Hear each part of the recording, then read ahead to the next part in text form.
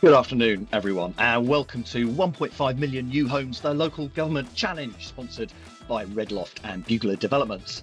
My name is Toby Fox, and the government wants to get 1.5 million new homes built, and the key delivery arm for this national ambition is local government, whether it's as a planning authority or as a joint venture partner with the private sector or directly delivering new homes. So I've been visiting a different council every month to ask what works and what needs to change to enable councils to deliver more homes. And this month, I've been in Ealing in West London, and we've been posting a number of interviews in and about Ealing on our social media platforms throughout December.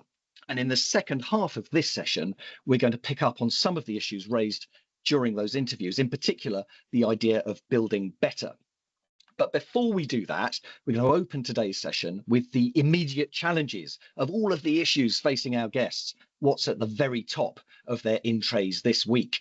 So let's meet our guests and find out. Welcome in alphabetical order, David Culliton, who's Pre-Construction Director at Bugler Group, Joanna Hills, who is Assistant Director for Housing and Asset Management at London Borough of Ealing, Emma Osmundsen, Assistant Director for Housing Regeneration at London Borough of Ealing, and Dunny Sutcliffe, who is Partner at Loft. Welcome all, and welcome viewers. Joe, we're going to start off with your in tray. What's at the top of it? What are you seeing happening, and what would you like to see happen? So one of the big challenges that I feel I'm facing on the asset management side these days is around the Building Safety Act and the Building Safety Regulator. So a lot of the work that we're trying to deliver is around, it's not just around remediation plans, but around any of the work that we want to do on improvements to our stock. So it's not news, but obviously the new element, the new aspect is that the Building Safety Regulator has only signed off 14% of developers' remediation plans in the past year. That's according to the Inside Housing.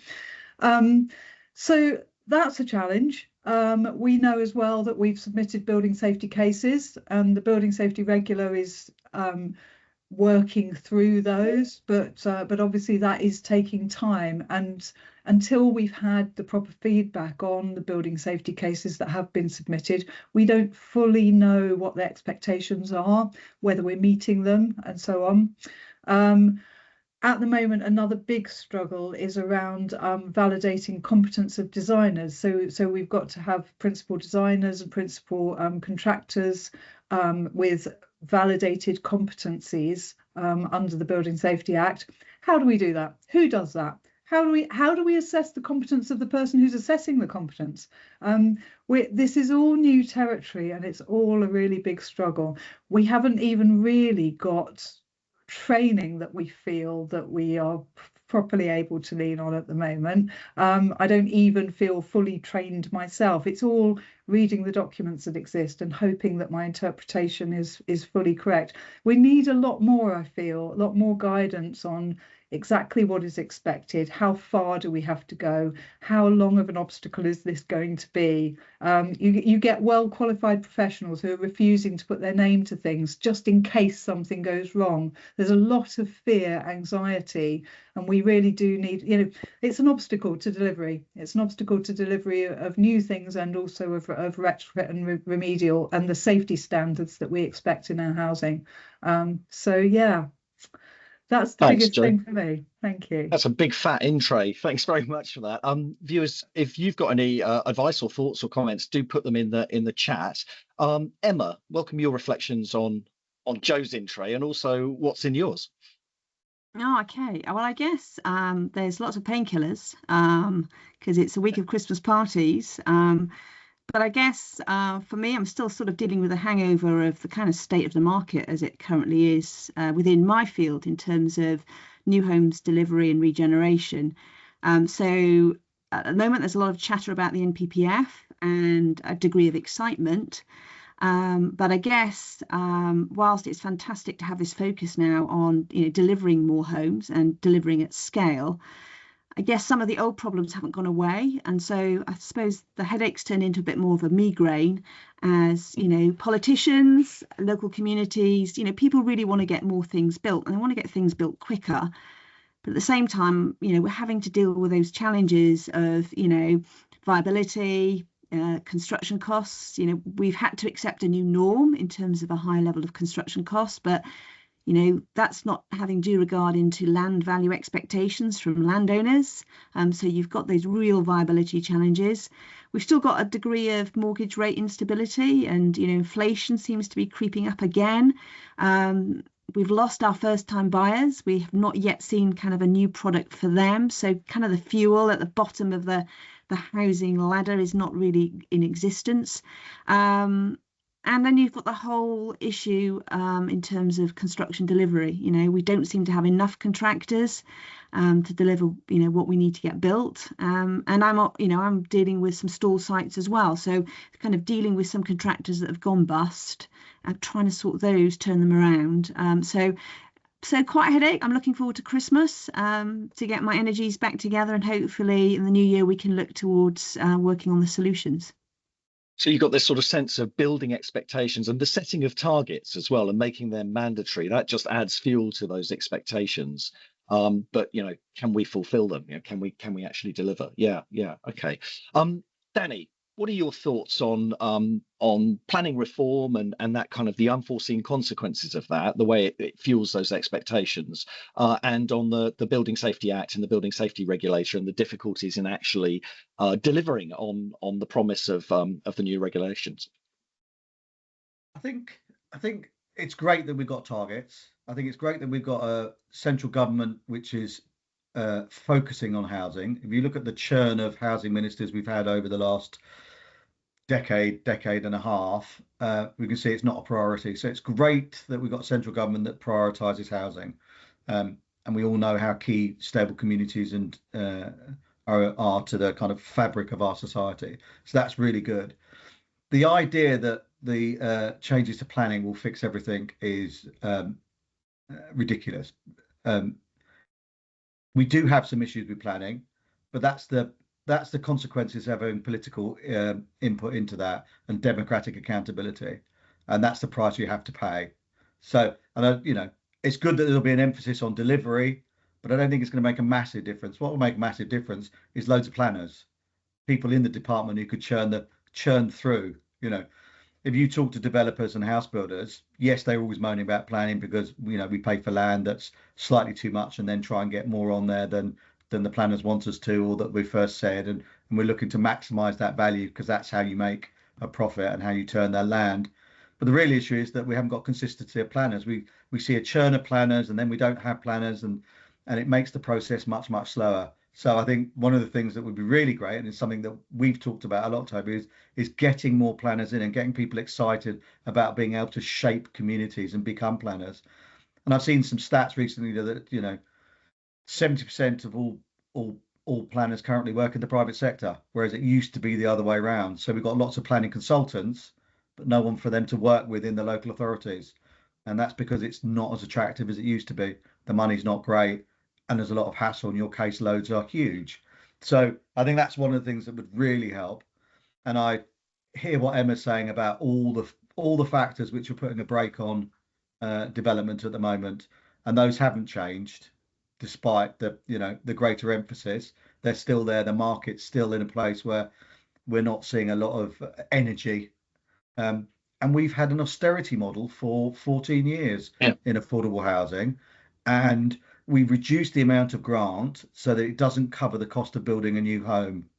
And what we've looked to do is take out all the spare capacity within the HRA and within the bank accounts of housing associations. And effectively, over the last 14 years, we have drained the pot. And what that has seen all those organisations struggling now to deliver, HRAs which no longer have capacity, housing associations that no longer have capacity, and a private market which isn't providing any cross subsidy. So that's not going to help deliver. So we need to think of another way of doing it, and that way is to increase grant levels. And that's quite a bitter pill to take when you've had much lower grant levels for a very, very long time, and everybody's saying, well, you used to be able to do it, but you can only take so much water from the well, and we've run out. So I think we need to look at that again. Okay. And then the other point is the market will pick up. Interest rates, I'm sure, will come down. Inflation, at some stage will start to stabilise, and we're seeing better signs. I mean, it's creeping up a bit, but we're at what, 2.8 rather than 7, 8, Yeah. 9, 10. So things will stabilise, and the market will come back. And I just want to make the last point about what can we do for first-time buyers. Yeah. I'm a big fan of shared ownership. I think it's a good product for first-time buyers, but we need to see it as not as an affordable product, but as a product for first-time buyers, which is a different market. And then we also need to do some stuff around the leasehold reform, because all the time I hear negativity about shared ownership, it's usually about leaseholder issues, and it's about service charges. So we need to look at those two factors to make it more attractive for people. And I think the last one on that is probably look at the split about the maintenance, so it's more reflective of how much a share that you own. And that, I think, will then get more people in, and we can start to maybe kickstart that first time buyer market through a more equitable shared ownership product. But I still think shared ownership is a good product. So that's my kind of reflections on that, Toby. Yeah, thanks, Danny. That's great. David, I'm going to come to you in a second and ask you specifically about Joe's point about the building safety regulator. But just Emma, just to give you a sort of right to reply on what Danny's saying, and specifically on grant funding, is that actually the only answer? Is that what has to happen? What are your thoughts? I think it's one of the levers, but we're certainly seeing some pretty record grant levels coming from the GLA in order to accelerate affordable housing at the moment. So they are, they're realising that there is a real challenge to get some of these store developments off the ground, or just to make the numbers stack up. So I think the level of grant has to go up because, build costs have, disproportionately shot up. We're talking about 30, nearly 40% in London over the last sort of 3 to 4 years. I think there are other levers as well that we need. So, looking at land reforms, we've got the new introduction of streamlining the CPO systems. I think that's really important, particularly when we're looking at larger regeneration schemes. And we need to have some incentives to encourage landowners to sort of bring forward their land for development. I think it'll be interesting to see how this new definition of grey belt evolves and what impact that has or hasn't. It doesn't solve the solution perhaps of planners and getting stuff through the planning system or the building safety regulations, but it might open up a longer term pipeline for more homes. I mean, I'm a great champion for council in build, and I would really like to see what we can do to support councils to be delivering more themselves. Now, Danny touched upon some of the stresses and strains in terms of borrowing headroom and capacity in HRAs being less available.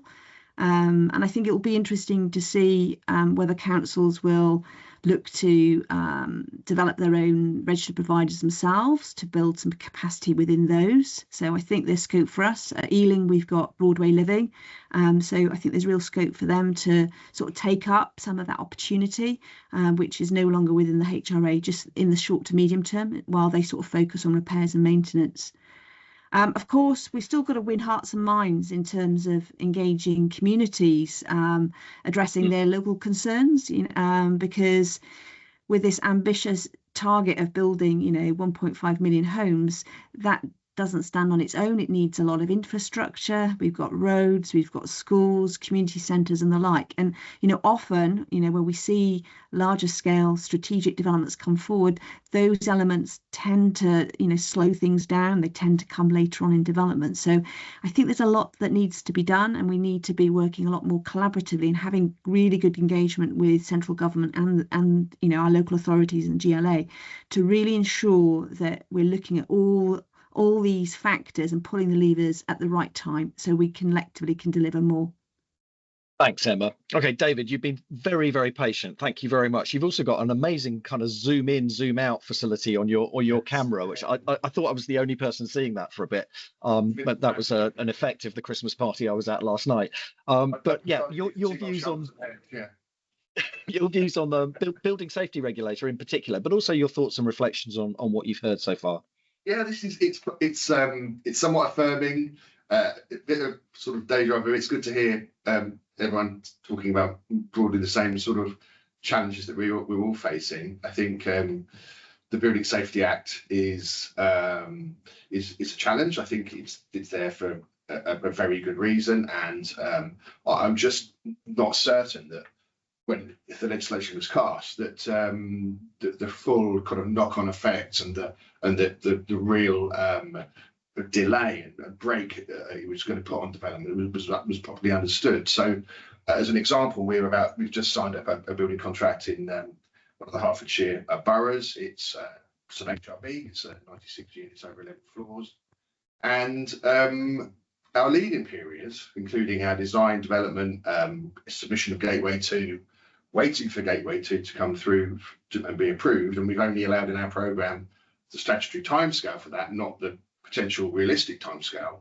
That period is 55 weeks. So 55 weeks from signing a building contract to putting the first shovel in the ground. Now, I think if presented with that when the legislation was being drafted, there may have been another way thought of. I think at the moment, we'll come on to it later, you know, as a sort of Christmas wish stroke New Year's resolution.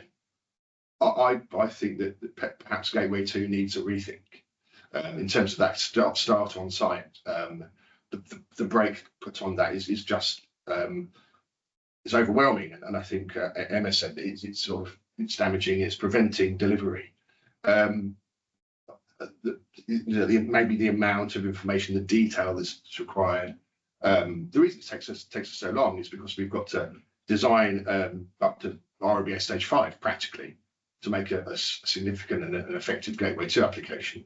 So that's probably the kind of main, you know, we've all talked about it. I think the other thing that the planning policy framework that's come out is going to remove all those, maybe some of those planning officers, as Danny suggests. Planning officers, yes, please. Highways officers as well, please. The break that highways agreements put on development is huge. We've I'm not going to name that, can't the name it. But we've got sites. We had a site in a location very close to here. Nearly fell into that trap. Where are you, David? Only for 11 units. I'm not going to tell you. Only for 11 units, but for a local authority, and it stayed unoccupied for I think 10 months because a very simple crossover application was working its way through the highways department of that local authority. So you know, and we'd applied for it pretty much as soon as we went into contract. So we've been through our pre-contract, we've been through our build program, and we still hadn't managed to get that highways agreement in place for a very simple crossover into a new estate of 11 houses. So that's another sort of dissatisfaction, I suppose. I think I'll stop talking in a minute and let someone else have a go. But at the moment, just an anecdote really. Our year so far has, from a tendering perspective, has been we've submitted 6 tenders all year. We're a company that we turn over £137 million. We need a few more than that to feed the. What would you normally submit? We need to be submitting, Toby, about 4 months. Sorry, can you say that again? 400? No, we need to be submitting 4 tenders a month on average, without win rate and an average job size. So that would be our normal kind of run rate. We've submitted 6 all year. So until about 3 or 4 weeks ago, and all of a sudden now, between when we come back from Christmas and the first week of March, I've got 10 tenders to submit. So I'm not quite sure whether it's the new government or whether it's the promise of funding or whether it's something else, but I'm not quite sure why that's happened. And also I'm not quite sure whether I need to be employing new staff and resources to get ready for a new normal, or whether after that first week of March, things are just going to drop off the edge of the cliff again. So yeah, interesting times like that. That's been challenging. I think the other thing is it's also going back to the viability point. We've gone through 10-week tender processes along with probably some of our peers as well. Maybe 3 or 4 other people have priced it. We've put our tenders in. Our tenders have all been accepted, and weeks go by, and all of a sudden that viability thing crunches in, and the scheme gets shelved. So we've got probably 3 or 4 over the course of the last couple of years where that's the case, and we're still keeping an eye on them because at some point in time there's a planning permission there that needs to be implemented, hopefully delivering. So those are some of the challenges. Yeah, but there's this sort of will we, won't we kind of moment, isn't it? And it feels like ever since the election, we're on the cusp of a kind of new era, new dawn, a new normal, as you put it. But it hasn't quite broken yet. So, Joe, back to you, just to finish off this sort of section of the conversation. Where do you want to see things go with building safety regulations? What do you want to actually see happen, and what path do you see for it? I think it will be really helpful as the regulator approves various documents and learns from that what it is really looking for, what is it that it really genuinely needs, and if it can make that, if it can have a look at that and work out, okay, this is what is genuinely needed, what we all agree is really required to make the homes safe and the process safe and so on. And given that, here's the simplest way to achieve it in the most efficient, least resource hungry, least time consuming way possible, and really try to rationalize that process. I think that would be really helpful. And then providing that training, those standardized documents for us all to sort of learn from and use as templates, and that kind of thing. I think that would be really helpful to enable us all to move forward. Brilliant. Thanks, Joe. Okay, well, viewers, I'm well aware that you're probably munching your way through lunch while you're watching this, and we timed this specifically so that you could do that. But do feel free to put questions into the chat or the Q&A, and we'll pick up on them as we go. Meanwhile, I'm going to move on to the second section of the session, which is to look at the idea of building better. Which, Emma, came up in conversations with you when we were doing our on-site interviews and Zoom interviews over the last month. So do you want to just take a moment to describe what you mean by building better? Yeah, certainly. I get really anxious when people start setting these higher and higher targets and the drive for quantity, not quality. I'd like to think we could have both, but I think culturally in our industry we're not quite set up for that. So for me, quality homes is going to be non-negotiable, and indeed we are kind of living through the consequences of building in numbers and mass and not investing in that quality. And that's why we've got so many HRAs that now having to invest so much into their stocks in terms of retrofit, in terms of some of those health and well-being aspects. So I think for me, I couldn't get away with not mentioning Passive House. So I think we need to look at performance and the performance of the homes that we are building. I like to mandate kind of the certified Passive House standard for our council housing stock, because there's nothing that comes close to it for ensuring that sort of performance gap eradication. So I think looking at the drive to net zero carbon, because that seems to have gone extremely quiet. I can't recall the last time a politician mentioned zero carbon. We've seen the pushback in terms of the timetable for gas boilers, and we're seeing the ramifications of that, because we're seeing the suppliers of air source heat pumps, they're going out of business because all of a sudden they've invested in what they thought was going to be a pipeline of new technology, and the government's just said, look, hey, carry on, we'll carry on the old ways for the time being. So I think energy, zero carbon, we've still got to focus on that and look at how we can integrate that within our new homes.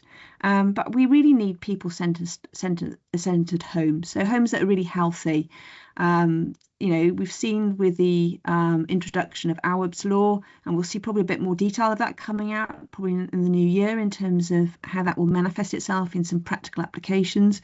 We need to look at the fabric of what we're building with, how we're building with it, how we're ensuring that we've got the quality assurance of homes. And then we need to really ensure that if we're investing in new homes, and Danny's sort of reinforced what I've been saying earlier, the cost of homes has, home building has gone up. We want to ensure that they are future-proofed, and particularly when it comes to climate change. So we want to make sure that we got homes that are going to be resilient, particularly to, warming temperatures, particularly pertinent in the southeast. So we don't want people, overheating in their homes. We don't want people having to introduce cooling. So the whole sort of zero carbon targets then go out the window. So we want homes that are really going to be climate ready. So I guess for me, it's kind of really looking at homes that perform. So from an energy perspective, that are really healthy. So really looking at some of those building biology features, but also really resilient for the future.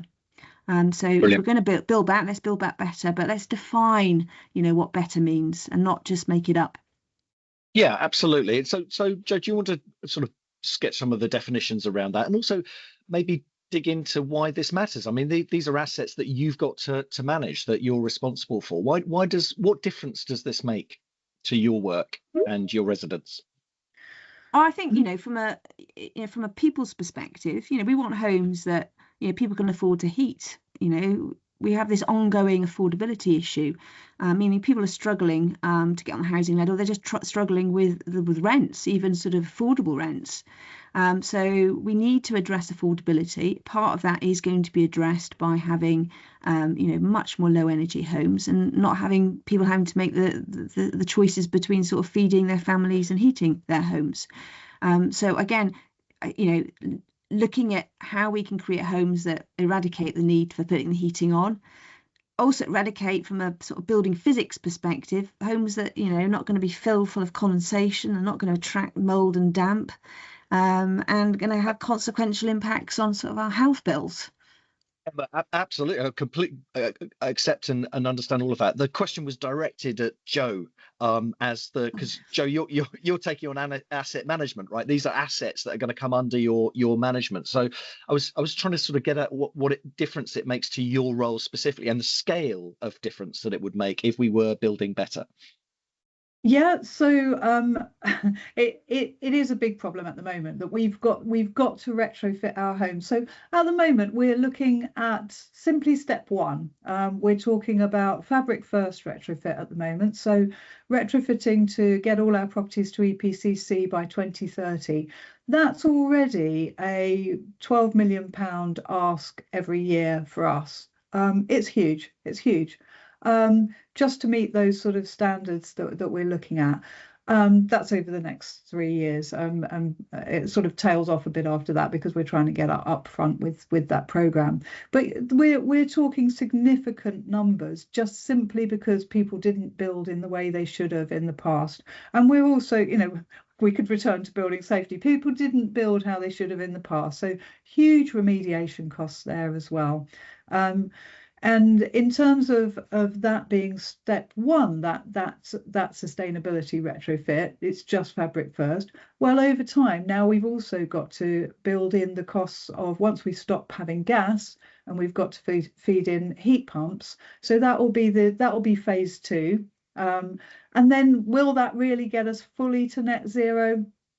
It may not in a lot of cases. That'll bring a lot of our homes down in their carbon take substantially. But to get to actual net zero, we'll have to make certain places carbon negative. So we'll be looking at solar PV generation and so on as well as an extra over.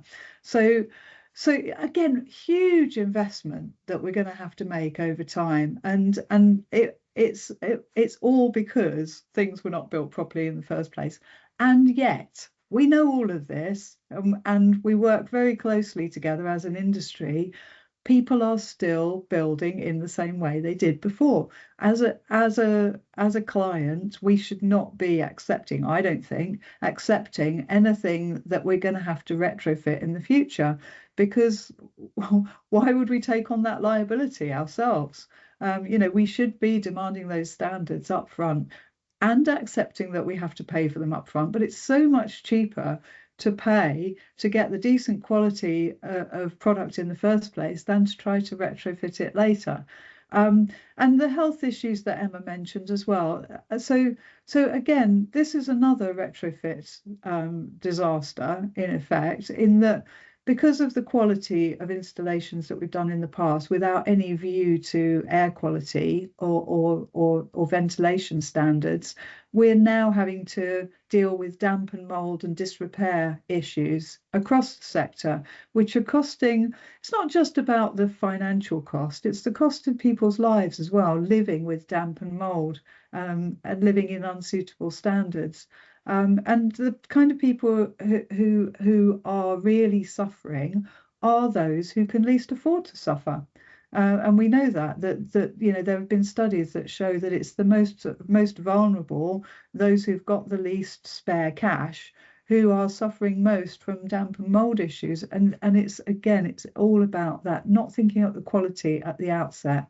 So I like Emma, I would go with a great passive house, well ventilated, well insulated standard would be ideal for the sort of sector that we're providing for, where you're pretty much eradicating costs of energy going forward and eradicating any retrofit costs to the asset management team.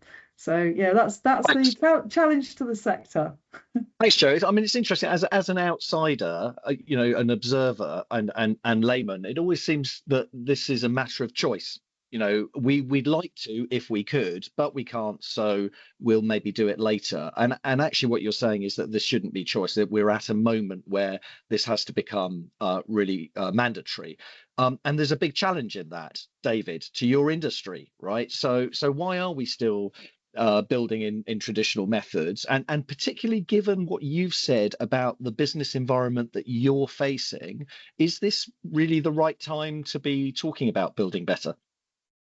It's always the right time to be talking about building better, and I think particularly with the challenges we face now with building safety, with carbon saving, with damp and mould, I think now's the time.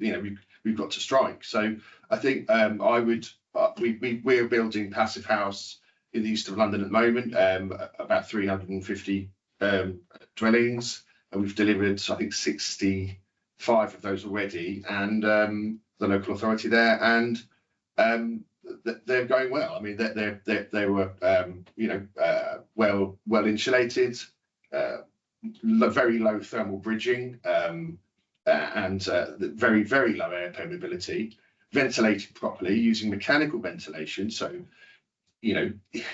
that's a complex ventilation system that needs maintaining, and that's another burden for our local authorities.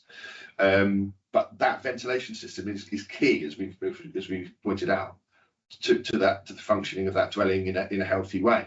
The idea of not having any retrofit, completely understand that. We want to design things that are robust, are going to last for a long time, and again reduce that maintenance burden. But the reality of the matter is that a gas boiler needs replacing every 15 years, and so does an air source heat pump. We can't completely future-proof everything, and then of course there's what comes after air source heat pumps. We don't know yet. I've been trying to do a bit of research on that myself, and there isn't anything out there.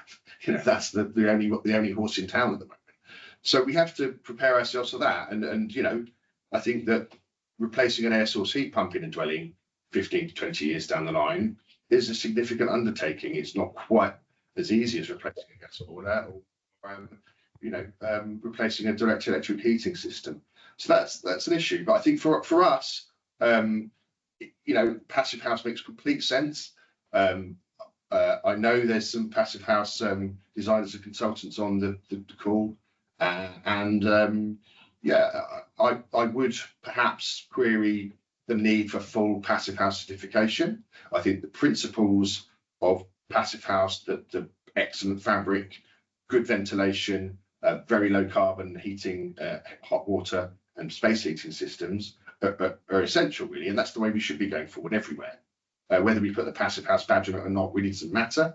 It's about getting that energy demand down, it's reducing fuel poverty, it's producing comfortable, healthy places to live. And I think all those principles are really just, that should be our watchword as an industry. We shouldn't be building homes that don't have those features. So then that comes on to an issue of viability. Our work on passive house if you go and Google how much does passive house cost more than standard building, you'll get a massive range between 3 and 25%, something like that.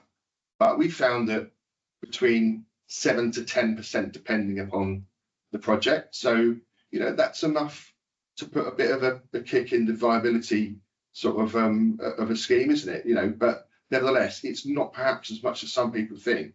Yeah, it's something that if you go to Scandinavia, it's just, you know, it's just their nature. That's how they do things, and I think the same should apply for us. Danny, I'm going to come to you in a second on this, but Emma, I know we've spoken about this before, and you've spoken about the kind of hidden cost of not building passive house. Is there a way of procuring and developing viability models so that you're taking into account the fact that you don't have to pay for all that energy that you would otherwise have used in future in a badly designed house?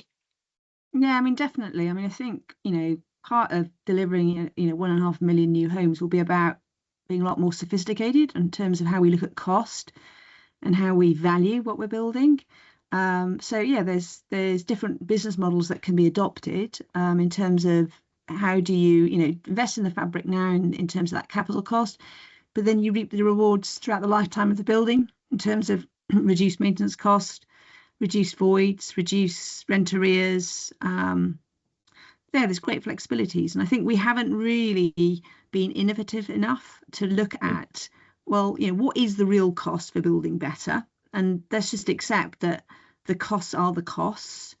A lot of the, I mean, you can design out a lot of the cost premiums, but how can we make it more palatable for finance directors to realise that actually this is an investment we can't afford not to make? But yeah, there's plenty of evidence now, and particularly where higher building standards now have got a lot of post-monitoring sort of, you know, feedback and intelligence to show us that actually it's a very credible investment to make. And if you don't do it at the fabric stage, then it just becomes cost prohibitive later on. Thanks, Emma. And Danny, are you at Red Loft? Are you advising councils that they should be building better, or are financial constraints sort of holding that back? And I'm going to just throw in an extra question on that from Piers Sadler's in the audience has put this question to Emma, but you know, pick up on it if you feel qualified. We've got parallel requirements, parallel kind of KPIs and metrics for net zero, moving towards net zero in terms of building standards, and the GLA has its own net zero requirements. So is there a kind of restriction on our ability to deliver better, to build better, because we don't have a single standard that everyone's adhering to? So I think on the issue of building better, there's always a tension with viability. I mean, it's always been that way. So we have quite restrictive costs and viability, and then we want to deliver more for that same amount of money. And what happens is we get to a stage where we're about to get approval, and the scheme doesn't work, and schemes never work, and they never have worked. And then we look at where we can make cost savings, so we can go through arbitrary hurdles that we've set, which don't look at long-term implications of management and maintenance, because within the models that we've got fixed management and maintenance costs. So it's very hard to factor in long-term revenue costs. And we know that if we build it better, they will be cheaper, but the model doesn't show that, and it's never shown that. And so what happens is those elements which are costing more somehow become badged as nice to haves rather than essentials, because they're not structured in by law or by requirement, and they go. And I've seen that for 30 years where we've done that. And the only way that can change is for the client to be absolutely adamant that they want that, and take on the consequence that there will be less homes built because those homes will cost more, but that they will be better off long term because of that. And so I think that, you know, you can have whatever you want as long as you specify it, but you have to pay for it. So you have to understand what that additionality is in those costs, and talk to your maintenance teams and say, will that offset against costs going forward? That's very hard to do. So I think that is your problem, but we know that we have to do that. So we just have to be firmer, and we have to sit tight on those and be more resolute on it. And the reason that's hard is the private sector doesn't need to do that, because if you're selling a home, people can buy it and make a choice what standard they want. And at the moment, there isn't a massive premium for a passive house property. People have increased their awareness of fuel costs. So we are seeing people saying, what EPC rating is it, which we've never had before when we've sold homes. That's never been an issue. And that has become an issue now. And that is because of all the reasons that we've said. Fuel prices have gone through the roof, haven't they? We're being taken to the cleaners by all those energy companies at the moment. These are not the prices the rest of Europe is paying. And it's not an issue we never used to have. If you look at all the graphs about how much energy cost has gone up, we were always running quite cheap, and then suddenly the prices have gone through the roof, and then there were no caps on there, and there was a whole series of spurious reasons given why they all went up. And strangely enough, even though those reasons have now gone, the prices haven't come down. They've come down a bit, but we've not regulated properly. And that has also then had build cost implications as well, because our energy costs are so high. But that's the problem. So if you're building a home for private sale, you don't have to get to these standards, because no one's going to pay extra for it at the moment. So we have to have a whole cultural mindset and a change about what good is as a country, not just as an industry. And we have to get everybody to buy into net zero. We have to get everybody to buy into, let's do it right first time and not fix it. And that's a big issue. And it's very notable if you say something like a Victorian house. Victorian houses, very revered stock. Everybody loves them.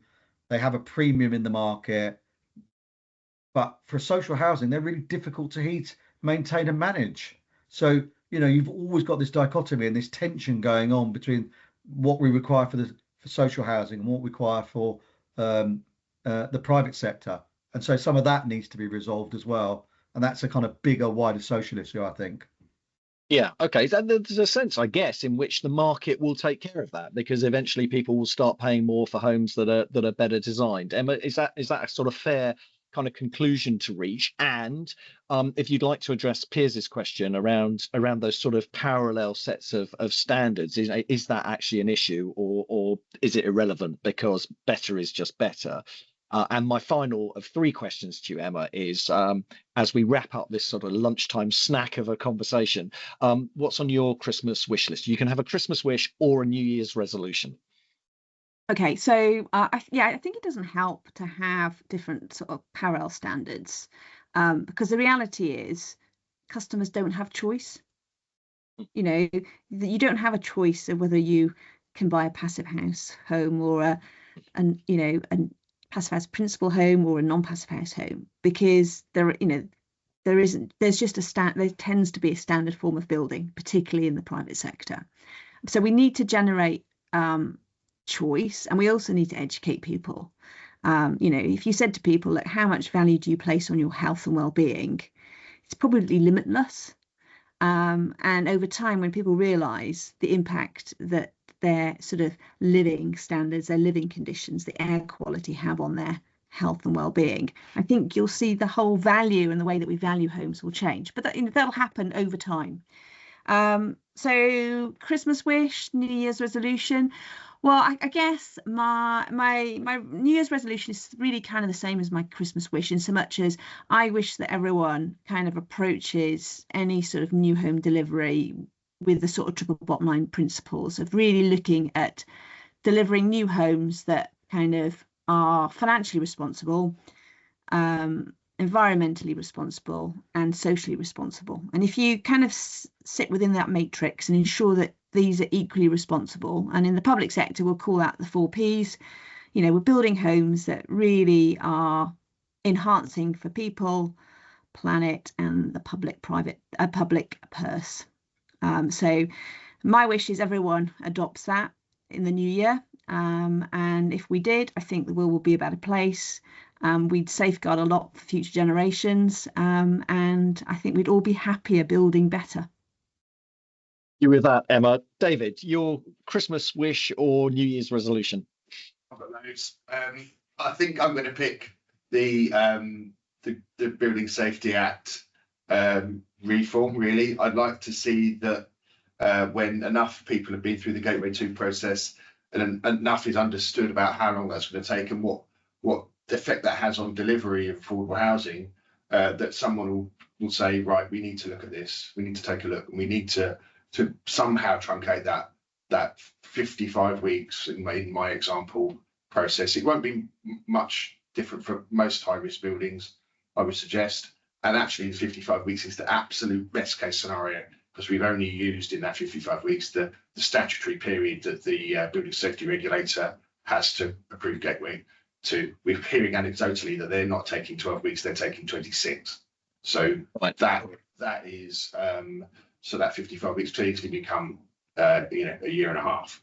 So that, I think that's my Christmas wish, Toby. Thank you. Thanks, David. That should be simple to grant, right? Joe. Thank you. Yeah, I'm liking David's one. I think I will go for a resolution, New Year's resolution. So we, Emma and I, are in the privileged position of being a single organisation that is not just the developer, but also the end user of the homes that we provide. So that does give us that privilege of genuinely being able to look at the whole life costing of the homes that we're developing, and it's not split. So my New Year's resolution is to continue to work as well with Emma as I have done so far, and to make sure that we basically model ourselves in our delivery what it is that we're saying we would like to see out in the sector out there, in as far as we're allowed to and able to within the bounds of finances and all that other regulation that goes on. But yeah, basically we try to put our money where our mouth is, and deliver stuff given the privileged position we're in. That's a brilliant resolution. What a powerhouse in Ealing we've got. Danny, over to you. New Year's resolution or Christmas wish? I think mine's a Christmas wish, and that's for a more positive attitude around the 1.5 million home target, because the number of times I hear people saying, oh, we won't be able to do it, we won't be able to do it. And that's not the point of the target, is it? It's a stretch target. The point of the target is to get us all thinking, how can we build more homes? How can we build better homes? How can we change the dial on a sector which has been underlooked and under-resourced for a very, very long time? And so, yeah, you can all be clever about not being able to make it, but what good does that do? What I think my challenge to everybody and my wish is that we all get more positive about it and think about how we can build more homes. That's the point of this target, and how we can work together to do that. And I think there's a public-private partnership that will deliver this, and we need to be embracing that. And local authorities and RPs need to be working more with the private sector to get that done and understand those issues. And both sides have so much to bring to the table when they work properly together. And so that would be my wish, that everybody recognises that, and we push on and build many, many, many more homes. Yeah. Well, I'm going to cheat. I've got a wish, and well, it's a resolution. I resolve to get better at timekeeping, because I've kept everyone 6 minutes longer than I promised, and also to get better at involving the viewers' questions earlier in the session, so that we can make sure we tackle them. Gordon, Piers, Bernard, everyone else, Christopher, I'm sorry we didn't get your questions. I will put them on emails to our panel, and we'll put them out in an email to everyone. Responses in an email to everyone who's watching. But on that note, we've got to end the session. So warmest thanks to all of you viewers for joining us. We'll be in touch to ask what else you'd like to hear about in 2025. And please join me in thanking our speakers. Thank you to Joe Hills and Emma Osmundsen from London Borough of Ealing. And thank you, Danny Sutcliffe from Loft, and David Culliton at Bugler, both for your contributions to the conversation and also for your sponsorship of the campaign. We're going to be back on Friday, the 31st of January with Cambridge City Council. So watch out for our video interviews from Cambridge, which we start publishing in the new year. And in the meantime, wishing everyone a very happy and fine festive season. And special thanks again to London Borough of Ealing for your contribution to delivering 1.5 million new homes. Thank you. Goodbye.